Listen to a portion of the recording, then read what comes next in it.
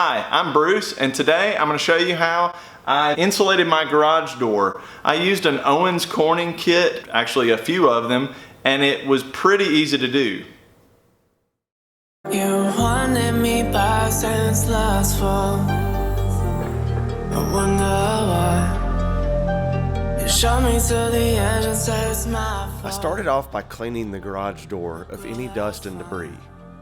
I actually bought 2 of these garage door insulation kits since I have 2 doors. As you saw, these are rated at R8. That's double what I've seen some of the rigid foam kits to be.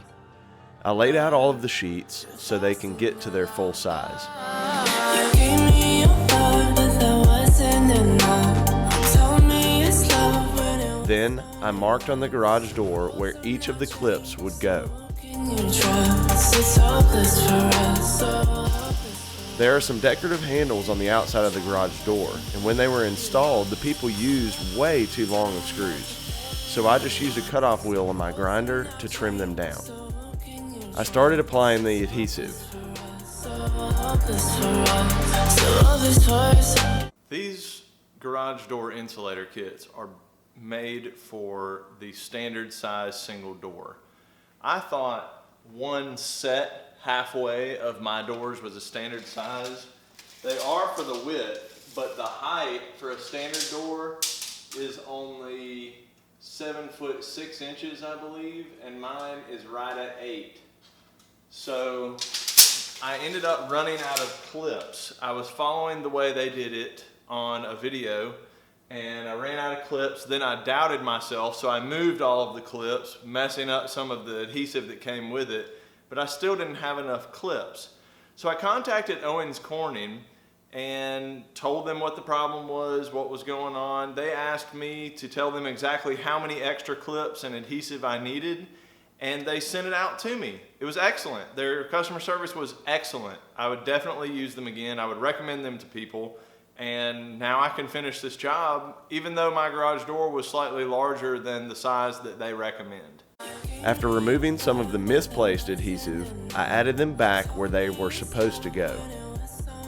Then, I stuck on one side of the alligator clips before adding the insulation to each panel. So hopeless for us. Baby, I tried. I think we might be lost.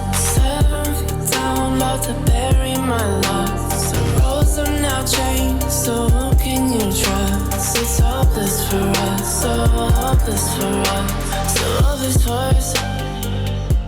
Oh, yeah. Be patient and just keep working with these. They want to kind of slide out, but eventually they stay in pretty well.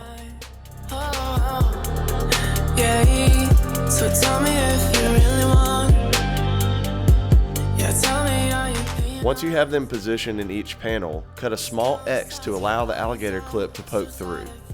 I found that I needed to pull away some of the insulation with the knife so the other alligator clip would get a good connection. Otherwise, it would not click on right. Tell me it's love when it was only. Roads are now changed, so who can you trust? It's hopeless for us, so hopeless for us. Baby, I tried. I think we might be lost. 7 feet down, about to bury my loss. The roads are now changed, so who can you trust? It's hopeless for us, so hopeless for us. I just repeated this for the rest of the door. As you can see, it's mostly done. A lot of garage doors, they have a channel on one side here, but on the other side it's just a flat bar. And the way that these connect with these button kind of things, this side tends to kind of, looks like it just kind of flops. I'm not real worried about it coming out because I think it's secured enough, but I'm gonna put some foil tape along this just so that some of that heat that it's trapping in there won't be able to escape.